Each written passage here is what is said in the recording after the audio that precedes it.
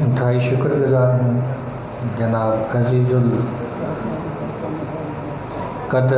و محترم المقام professor doctor رمضان نجم باروی صاحب کہ ان کی محبت اور آپ سب کی کاوش سے آج کی یہ بزم تحقیق سجی ہے اور ہم سب اکٹھے ہیں۔ آپ بھی اس لحاظ سے آپ کا بھی شکر گزار ہوں کہ آپ نے اتنی خوبصورت بزم سجانے میں محنت کی ہوگی، یقیناً اسے آرگنائز کرنے میں۔ اپنے اساتذہ اور مہمان مقررین عظیم محقق استاد الاساتذہ جو کہ اگر میں عرض کروں کہ خود اپنی ذات میں ایک انجمن ہے، اور اگر علم کی کہکشاں ہیں تو وہ اس کے صدر مقام پر صدر نشین ہیں جناب پروفیسر ڈاکٹر ہمایوں عباس شمس صاحب۔ میں ان کا بھی شکر گزار ہوں، میرے بھی استاذ ہیں اور میرے پی ایچ ڈی کے مقالہ کے کو سپروائزر ہیں۔ ان کی محبت سے، ان کی شفقت سے آج میں اس قابل ہوں کہ آپ کے سامنے چند معروضات پیش کروں گا۔ اور نابغہ کا ایک شعر مجھے یاد آ گیا جو ان کی نظر کرتا ہوں کیونکہ میرے استاذ ہیں۔ انت شمس والملوک کواکب، انت شمس والملوک کواکب، اذا طلعت لم یبد منہن کوکبی، کہ الحمدللہ جس بزم میں، جس محفل میں آپ تشریف لے کر جاتے ہیں تو طلباء ہوں یا محققین ہوں، ان کو علمی نوادرات مل جاتے ہیں آپ کے دامن سے۔ جناب پروفیسر ڈاکٹر رانا مطلوب احمد صاحب زینت الاساتذہ، استاذ الاساتذہ، الحمدللہ اب آپ کی جامعہ میں تشریف لا چکے ہیں مستقل طور پر، اور یقیناً جیسے ہم ان سے، ان کے علم سے، ان کی تحقیقی جو قابلیتیں ہیں ان سے مستفید ہوتے رہے، آپ بھی ہوں گے۔ آج کا جو سیمینار یا ورکشاپ ہے وہ اپنے موضوع کے اعتبار سے بہت وسعت بھی رکھتا ہے اور اہمیت بھی رکھتا ہے، خاص کر کے وہ طلباء جنہوں نے ابھی ٹاپکس جو ہیں اپنی ریسرچ کے لیے، تھیسس کے لیے ابھی انہوں نے انتخاب کرنا ہے، تو ان کے لیے یہ انتہائی مفید اور مفید ہے، اور ان کے لیے ان کو چاہیے کہ اس پہ ایک ایک جو نقطہ ہے جو ہمارے اساتذہ کرام بیان کریں گے، میں تو ایک ادنیٰ طالب علم ہوں، جو کچھ ان سے سیکھا ہے وہ آپ کی خدمت میں پیش کرنے کی سعی کروں گا، کیونکہ یہ ایک وسیع ٹاپک ہے۔ آج کا جو ورکشاپ ہے کہ پہلے تو ایک کوالٹیٹیو ریسرچ ہے، تھیسس ہے، معیاری مقالہ نگاری ہے، اور اس کے متعلقات ہیں، بلانگنگز ہیں، کس طرح ایک ریسرچ اسکالر جو ہے اپنے مقالہ کو معیاری بنا سکے۔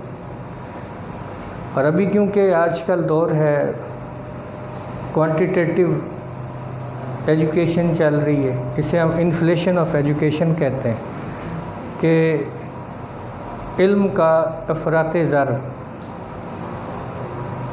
کیونکہ جب سے ایجوکیشن ایک انڈسٹری بن گئی ہے، اور اس وقت سے یہ بڑی مشکلات ہیں، کوالٹی ایجوکیشن اور کوالٹی ریسرچ جو ہے یہ بہت کم نظر آتی ہے۔ اس کی بہت سی وجوہات ہیں، جس میں پہلی وجہ تو یہ ہے کہ ہمارا جو پاکستان کے اندر جو سسٹم ایجوکیشن ہے، جب اسٹوڈنٹ جو ہے وہ ہائر ایجوکیشن میں آتا ہے تو وہ اس قابل نہیں ہوتا اکثر و بیشتر کہ وہ ایم فل اور پی ایچ ڈی لیول کی ریسرچ کر سکے۔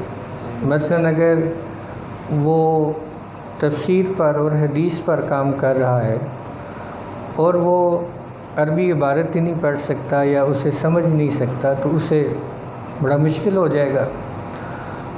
اسی طرح سے انہیں بنیادی حدیث کے مصادر کا ہی نہیں پتہ، انہیں معجمات کا نہیں پتہ، تو اس لحاظ سے یہ بڑی مشکل ہو جاتی ہے کہ اس لیول پر اسٹوڈنٹ جو ہے اس کو آپ گردانے تو نہیں سکھا سکتے۔ اس لیول پر تو اسٹوڈنٹ جو ہے وہ بنیادی کوالیفیکیشن لے کر اسے آنا چاہیے۔ تو ایسا سسٹم انشاءاللہ اب ڈیولپ ہو رہا ہے، بی ایس کی طرف آ رہے ہیں انشاءاللہ۔ تحقیق کا میدان جو ہے وہ ذرا پہلے سے اس کا لیول شروع ہو جائے گا تاکہ اسٹوڈنٹ جب M Phil P H D میں آئے تو اس کے اندر اتنی ایبلٹی ہو کہ وہ تھیسس کر سکے۔ دوسرا جو اہم چیز ہے وہ ہے انتخاب موضوع۔ ٹاپک سلیکشن جو ہے، اگر آپ کا ٹاپک ہی معیاری نہیں ہے، پی ایچ ڈی لیول کا نہیں ہے، تو مقالہ کیسے معیاری ہو سکتا ہے؟ اگر ٹاپک جو ہے وہ اس لیول کا ہے کہ وہ علاقائی لیول پر یا ایسی ریسرچ ہے جو پہلے بارہا ہو چکی ہے تو اس کے اندر وہ طاقت نہیں رہتی، اور یا مواد کو صرف اکٹھا کر لینا، تخریج کر لینا۔ آج کل اسٹوڈنٹس جو ہیں وہ اس کی طرف توجہ کرتے ہیں، یا اسٹوڈنٹ جو ہے یہ چاہتا ہے کہ میں بڑی آسانی سے تھیسس کر لوں۔ یہ بھی ایک وجہ ہے کہ پی ایچ ڈی کا اسٹوڈنٹ اگر یہ کہے آ کر جو ہمارا 90% ایکسپیرینس ہے، سر کوئی آسان سا ٹاپک بتا دیں، تو پی ایچ ڈی لیول پر آ کر آپ کہتے ہیں آسان سا ٹاپک بتا دیں تو آپ مشکل ٹاپک کب کریں گے؟ اور یہ ایک وجہ ہے۔ اسٹوڈنٹ کو ذہنی طور پر تیار رہنا چاہیے کہ اس نے ایک یہ جو تھیسس ہوگا یہ مشکل ہوگا، اس میں اسے محنت کرنی پڑے گی، وقت دینا پڑے گا۔ ایک وجہ یہ بھی ہے کہ ورک لوڈ بہت ہوتا ہے، اساتذہ پر ورک لوڈ، یہ یونیورسٹی کنسرن مسئلہ ہے، یعنی ڈپارٹمنٹ کے لیے یا فیکلٹی کے لیے یہ مسائل انہیں درپیش ہوتے ہیں، اور سپروائزر جو ہے ان کے پاس ورک لوڈ اتنا ہوتا ہے کہ وہ اتنا ٹائم نہیں دے پاتے جتنا کہ اسٹوڈنٹ کو چاہیے ہوتا ہے۔ یا بہرحال ایک نیگلیجنسی بھی ہے کہ بعض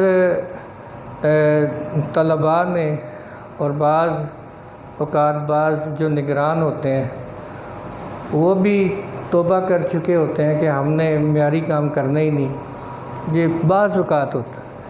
تو یہ بھی ہے کہ جب تک آپ ذہنی طور پر تیار نہیں ہوں گے کہ ہم نے ایک معیاری، آپ کے اندر موٹیویشن نہیں پیدا کی جائے گی یا موٹیویٹ نہیں ہوں گے کہ ہم نے کام معیاری کرنا ہے، اس وقت تک کر نہیں سکیں گے، وقت نہیں دے پائیں گے۔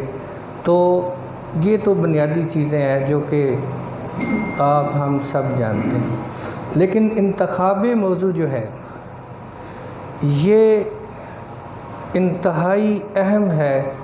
جب تک آپ ایسا ٹاپک انتخاب نہیں کریں گے کہ جو اس کا لیول جو ہے انٹرنیشنل لیول کا ہو یا قومی لیول کا ہو اور عصر حاضر میں اس کی کوئی افادیت ہو۔ ابھی بہت سارے ٹاپکس ہیں لیکن اسٹوڈنٹ کیا کہتے ہیں کہ ہمیں کسی کتاب کا بتا دیں، ہم دوسری کتاب کے ساتھ اس کا کمپیریٹیو اسٹڈی کر دیں، تاکہ وجہ کیا ہے جی بچے آپ کیوں ایسا کرنا چاہتے ہیں؟ سر ہمیں لائبریریوں میں نہیں جانا پڑے گا، ہمیں ادھر ادھر نہیں جانا پڑے گا، 2 کتابیں بس ہمیں مل جائیں گی تو ہم ادھر ادھر کر کے تھیسس کر دیں گے۔ تو یہ بھی ایک وجہ ہے، لیکن اس کے علاوہ ایک وجہ یہ ہے کہ جب تک کرٹیکل اور انالیٹیکل اپروچ اسٹوڈنٹس کے اندر ڈیولپ نہیں ہوگی۔ اسٹوڈنٹ کو مواد تو مل جاتا ہے لیکن وہ اس پر تنقیدی رائے نہیں دے سکتا، اس کے اندر ایبلٹی نہیں ہے، اس کے اندر یا وہ کرنا نہیں چاہتا، محنت نہیں کرنا چاہتا۔ تو جب تک وہ اس کی تجزیاتی اور تنقیدی سوچ ڈیولپ نہیں ہوگی اور وہ اس کے اندر کچھ نئی آراء، کچھ نئے نتائج، کچھ نئی تجاویز جو ہے وہ پیش نہ کر سکے، تو اتنی دیر تک بھی وہ اس کے اندر اٹریکشن نہیں پیدا ہوگی، وہی روایتی باتیں اور وہی کچھ ہوتا رہے گا۔ تو یہ بڑی ضروری ہے کہ آپ ایک اچھے تنقید نگار ہوں، اچھی تنقید کر سکیں۔ تنقید کا مطلب یہ نہیں کہ صرف برائیاں ہی کرنی ہے یا نقائص ہی بیان کرنے، خوبیاں بھی شامل ہیں، اگر کہیں کمی ہے تو وہ بھی شامل ہے، تو کمی کے بعد اس کی اصلاح بھی ضروری ہے، آپ کی اپنی رائے بھی ضروری، تو اس سے آپ کا جو تھیسس ہے وہ اور بہتر ہو سکتا ہے۔ اب میں کیونکہ وقت مختصر ہے تو صرف مناہج کو میں تھوڑا ڈسکس نہیں کرتا اپنے اساتذہ کے لیے، تاکہ ہم بھی سمجھیں، وہ زیادہ بہتر بتا سکتے ہیں۔ اس وقت جو ماڈرن جو میتھڈالوجیز ہیں جو کہ آپ اور ہم اڈاپٹ کر سکتے ہیں، وہ انہیں زیادہ بہتر بتائیں گے۔ کچھ جدید رجحانات جو اس وقت اسلامک اسٹڈیز میں ریسرچ کے حوالے سے ہو سکتے ہیں، جس میں ایک رجحان یہ ہے کہ پوری دنیا میں جو اس وقت معاشرتی، معاشی اور جو سیاسی مسائل ہیں ان کی طرف توجہ کی جائے۔ مثال کے طور پر پوری دنیا اس وقت آبادی جو ہے اس کی جو بڑھتی ہوئی تعداد ہے یا اس کے اندر انہیں مختلف مسائل ہیں۔ اس سے مراد یہ نہیں کہ صرف فیملی پلاننگ کر دی جائے یا اس پر تھیسس کیا جائے، اس پر ہو چکے ہیں۔ دیکھنے کی بات یہ ہے کہ مالتھس نے جو تھیوری پیش کی تھی پاپولیشن کی، پوری دنیا میں وہ اس وقت رائج ہے، کم و بیش۔ اس کے اندر کہیں کہیں 19-20 انہوں نے چینجنگ کی۔ پاکستان کے اندر جو فیملی پلاننگ ہے اور اس پر یہ سب مالتھس کی تھیوری ہے جو پوری دنیا پر چل رہی ہے، اور یہ وہ شخص تھا جو 19ویں صدی کا 1835 میں اس کی وفات ہوئی، مالتھس کی، اور اس نے ایک فارمولہ پیش کیا کہ یہ جو آبادی ہے پوری دنیا کی وہ بڑھتی ہے اس کے جیومیٹرک جو ریشو ہے اس سے بڑھتی ہے، یعنی 1 کے بعد 2، 2 کے بعد 4، 4 کے بعد 8، 8 کے بعد 16، 16 کے بعد 32، اس ریشو سے۔ اور جو سورسز ہیں وہ ارتھمیٹک ریشو سے بڑھتے ہیں، 1، 2، 3، 4، 5، 6، یعنی کچھ عرصے کے بعد 25 سال بعد، 50 سال بعد دنیا میں سورسز اتنے کم ہو جائیں گے کہ جینا مشکل ہو جائے گا۔ اب پوری دنیا اس تھیوری پر بلینز خرچ کر رہی، جب کہ یہ تھیوری فیل ہو چکی، ناکام ہو چکی، مالتھس کی تھیوری۔ اس کو چیلنج کرنے کی ضرورت ہے۔ چیلنج کرنے کا یہ مطلب نہیں کہ اس کے نقائص بیان کیے جائیں، بلکہ چیلنج کرنے کا مقصد یہ ہے کہ اس کے مقابل کوئی اس کا حل بھی پیش کریں، کوئی میتھمیٹکلی کوئی فارمولہ مسلم محققین بھی پیش کریں، کوئی نئی اصطلاحات کے ساتھ اس کے اندر جدت پیدا کر کے، اور پھر اس کے ساتھ اس سے بہت سے مسائل پیدا ہو رہے ہیں۔ مثلا بعض ملکوں میں مسائل یہ ہیں کہ ان کی آبادی ہی بہت کم ہوگی۔ جب انہوں نے مالتھس کی تھیوری کو اپلائی کیا تو ان کی آبادی بہت کم ہو گئی، اتنی کم ہو گئی کہ اب رشیا جو ہے وہ $50 بلین خرچ کر رہا ہے کہ آبادی بڑھائی جائے، مین پاور کم ہوگی۔ یہ جو نیشنلٹیاں دے رہے ہیں ہمیں، یہ کس لیے دیتے ہیں؟ یہ ہم پر احسان نہیں کرتے، ان کے پاس مین پاور جو ہے، جب انہوں نے اس تھیوری کو اپلائی کیا تو ان کے ہم مین پاور جو ہے وہ کم ہوگی، لیک کر گئی، کولیپس کر گئی. انہوں نے کہا اب نیشنلٹیز دیں. لہٰذا اب ایک تاثر یہ پیدا ہوا کہ جو اب پیدا کیا جا رہا ہے کہ دنیا میں خواتین کی جو ریشو ہے آبادی کے اندر، پاپولیشن میں، وہ بڑھ گئی ہے اور مردوں کی کم ہو رہی. حالانکہ ایسا نہیں ہے. یہ جو نئی انہوں نے تھیوری بنائی یہ بھی ایسا نہیں ہے.